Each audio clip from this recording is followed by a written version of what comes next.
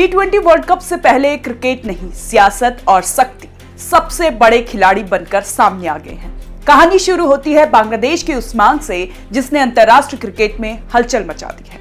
बांग्लादेश ने international cricket council से कहा कि उसके T20 वर्ल्ड कप के मैच भारत से बाहर कराए जाए, लेकिन आईसीसी ने इस मांग को दो टूक शब्दों में खारिज कर दिया। संदेश साफ था, वर्ल्ड कप खेलना है तो भारत आना होगा, वरना अंजाम के लिए तैयार रहना पड़ेगा।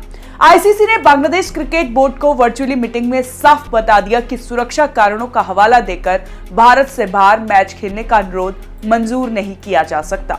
आईसीसी का रुख बिल्कुल सख्त था। कहा गया कि टूर्नामेंट का शेड्यूल, वेन्यू और सुरक्षा व्यवस्था पहले से तय है और इसमें बदलाव की कोई गुंजाइश नहीं है। इतना ही नहीं, आईसीसी ने यह भी चेतावनी दी कि अगर बांग्लादेश टीम भारत आकर अपने मैच नहीं खेलती है तो उसे अंक गंवाने पड़ सकते हैं, जिसका सीधा असर टूर्नामेंट में उसकी स्थिति पर पड़ेगा। हालांकि इस पूरे घटनाक्रम में बांग्लादेश क्रिकेट बोर्ड के सूत्रों ने पलटवार करते हुए कहा कि उन्हें आईसीसी द्वारा अनुरोध अस्वीकार किए जाने की कोई आधिकारिक जानकारी नहीं मिली है। लेकिन क्रिकेट गलियारों में यह बात तेजी से फैल चुकी है कि आईसीसी ने बांग्लादेश के सामने या तो खेलो या नुकसान झेलो वाला विकल्प रख दिया है। इस विवाद की जड़ें सिर्फ वर्ल्ड कप तक सीमित नहीं है, बल्कि आईपीएल से होकर गुजरती हैं। हाल ही में IPL franchise Kolkata Knight Riders ने बांग्लादेश के तेज गेंदबाज मुस्तफिजुर रहमान को रिलीज कर दिया। ये फैसला केकेआर का नहीं बल्कि बीसीसीआई की सलाह पर लिया गया। वजह बनी भारत में उठता हुआ घरेलू विरोध। बांग्लादेश में हिंदुओं पर हो रहे अत्याचार को लेकर भारत में गुस्सा उफान पर था और उसी गुस्से का निशाना आईपीएल भी बन गया। मुस्तफिजुर रहमान को आईपीएल ऑक्शन में 9 करोड़ रुपए से ज्यादा की रकम में खरीदे जाने का विरोध सोशल मीडिया से लेकर सड़कों तक होने लगा। सवाल उठाए गए कि जब बांग्लादेश में अल्पसंख्यकों पर अत्याचार हो रहे हैं, तब भारत में बांग्लादेशी खिलाड़ियों को करोड़ों में खेलने का क्या संदेश जाएगा। हालात इतने बिगड़े कि बीसीसीआई को बीच में हस्तक्षेप करना पड़ा और आखिरकार रहमान को केकेआर से रिलीज करवा दिया गया।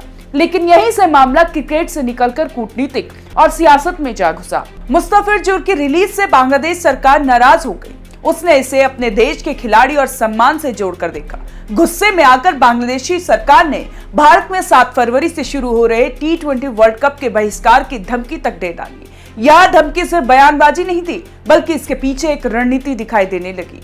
बांग्लादेश क्रिकेट बोर्ड ने आईसीसी को एकमात्र पत्र लिखा और साफ कहा कि वह भारत में अपने वर्ल्ड कप मैच नहीं खेलेगा। बीसीसीबी ने मांग की कि उसके सभी मैच श्रीलंका में शिफ्ट किए जाएं। इसके पीछे तर्क दिया गया कि भारत में बांग्लादेशी खिलाड़ियों की सुरक्षा खतरे में हो सकती है और मौजूदा माहौल को देखते हुए खिलाड़ियों को भारत भेजना जोखिम भरा होगा। इधर बांग्लादेश में नाराजगी दिखाने के लिए एक और बड़ा कदम उठाया। उसने अपने देश में आईपीएल के प्रसारण पर ही रोक लगा दी। ये फैसला साफ तौर पर भारत और बीसीसीआई को संदेश देने के लिए था कि अगर भारतीय बोर्ड बांग्लादेशी खिलाड़ियों को लेकर ऐसा रवैया अपनाएंगे तो बांग्लादेश भी चुप नहीं बैठेगा। लेकिन आईसीसी ने इस पूरे विवाद में भावनाओं की नहीं, नियमों की भाषा बोली। आईसीसी ने साफ कर दिया कि T20 वर्ल्ड कप एक अंतर्राष्ट्रीय टूर्नामेंट है जिसे किसी एक देश की नाराजगी या रणनीतिक दबाव के हिसाब से नहीं चलाया जा सकता। भारत वर्ल्ड कप का मेजबान है, वहां सुरक्षा के पुख्ता इंतजाम है और आईसीसी को किसी भी टीम की सुरक्षा को लेकर कोई संदेह नहीं है।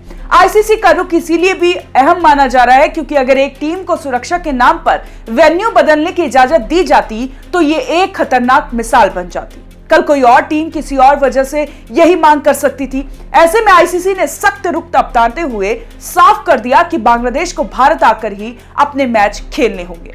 अब सवाल यह कि बांग्लादेश अगला कदम क्या उठाएगा। क्या वह अपनी धमकी पर कायम रहेगा और वर्ल्ड कप का बहिष्कार करेगा, या फिर अंक कटने और अंतर्राष्ट्रीय बदनामी के डर से भारत आकर खेलेगा।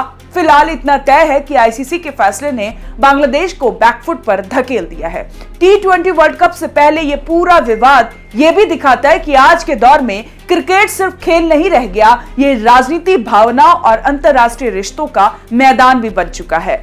आईसीसी ने यह साफ कर दिया है कि उसके ये लिए नियम सबसे ऊपर है।